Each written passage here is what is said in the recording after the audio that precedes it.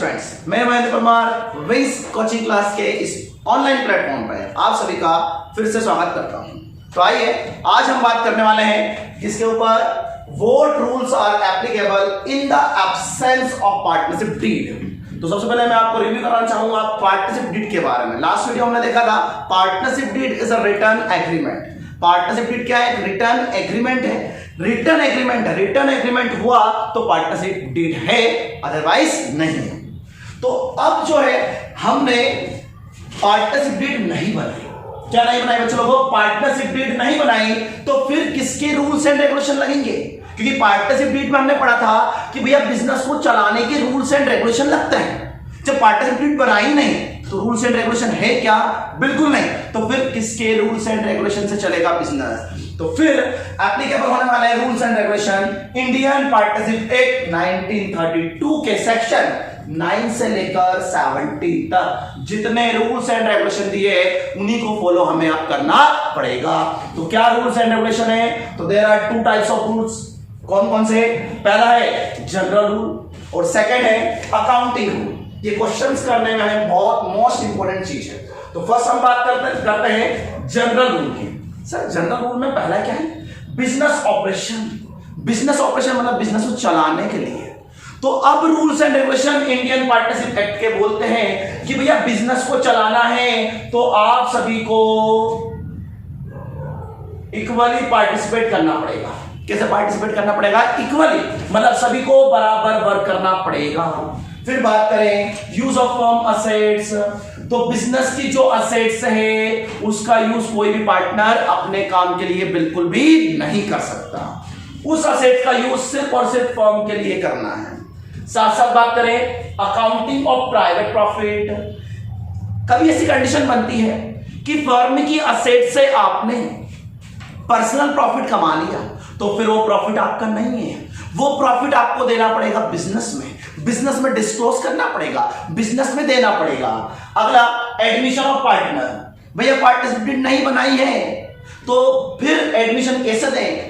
तो consent of all partner. जितने भी पार्टनर पार्टनरशिप में हैं सभी पार्टनर की कंसेंट, सहमति होना जरूरी है। मान लो 5 पार्टनर हैं, 4 पार्टनर ने बोला कि किसी को एडमिशन दे दो, पर एक पार्टनर मना कर रहा है तो फिर हम उस पार्टनर को एडमिशन नहीं दे सकते हैं। बात कर रिटायरमेंट ऑफ पार्टनर। तो कोई पार्टनर रिटायरमेंट लेना चाहता है तो उसको नोटिस देना पड़ेगा, सभी पार्टनर को बताना पड़ेगा। साथ ही साथ उसको हमें उसकी कैपिटल, जो पैसा उसने इन्वेस्ट किया है वो लौटाना पड़ेगा। कभी वो लौटा नहीं पाते हैं तो हम उसे मान लेंगे लोन। क्या मान लेंगे बच्चों लोगों? लोन। और लोन पर कितना परसेंट इंटरेस्ट देना पड़ेगा? 6% इंटरेस्ट देना पड़ेगा। ऐसे रूल्स एंड रेगुलेशन किसने बताए? तो ये बताए इंडियन पार्टनरशिप एक्ट में। ये थे बच्चों लोगों जनरल रूल। अब बात कर लेते हैं हम अकाउंटिंग रूल, जो कि मोस्ट इंपोर्टेंट होने वाले हैं। सबसे पहले बात करें डिवीजन ऑफ प्रॉफिट। भैया पार्टनरशिप डीड नहीं बनाई तो प्रॉफिट और लॉस कैसे बियर करेंगे? तो वो करेंगे इक्वली। कैसे बियर करेंगे बच्चों लोगों? इक्वली। जो भी प्रॉफिट होगा वो इक्वली बांटा जाएगा। Interest on capital. कोई व्यक्ति कैपिटल, कोई पार्टनर कैपिटल लगाता है तो उस पर हम क्या देते हैं? इंटरेस्ट। जब पार्टनरशिप डीड बना ही नहीं तो फिर आपको कोई इंटरेस्ट देने की जरूरत नहीं है। नो इंटरेस्ट, कोई इंटरेस्ट देने की जरूरत नहीं है। साथ साथ इंटरेस्ट ऑन कैपिटल। कोई पार्टनर फर्म से पैसा निकालता है तो उसे बोलते हैं ड्रॉइंग, पर उस ड्रॉइंग पर हम उससे क्या चार्ज करते हैं? इंटरेस्ट। जब पार्टनरशिप डीड बना ही नहीं तो फिर आप ड्रॉइंग पर इंटरेस्ट भी नहीं लोगे। नो इंटरेस्ट, कोई इंटरेस्ट नहीं होंगे। साथ साथ बात करें इंटरेस्ट ऑन लोन। किसी पार्टनर ने फर्म को पैसा उधार दिया है तो उस पर आपको 6% पर एनम की रेट से आपको क्या देना बच्चों लोगों? इंटरेस्ट देना है। क्या देना बेटा? इंटरेस्ट। बात करें कोई पार्टनर एक्स्ट्रा वर्क करता है या तो सब क्या देते हैं, सैलरी। पर कब देते हैं, जब पार्टनरशिप डीड बनाते हैं। यहां तो हमने पार्टनरशिप डीड बना ही नहीं। तो भैया पहले पॉइंट में बोला था सभी पार्टनरों को कैसे वर्क करना है, इक्वली।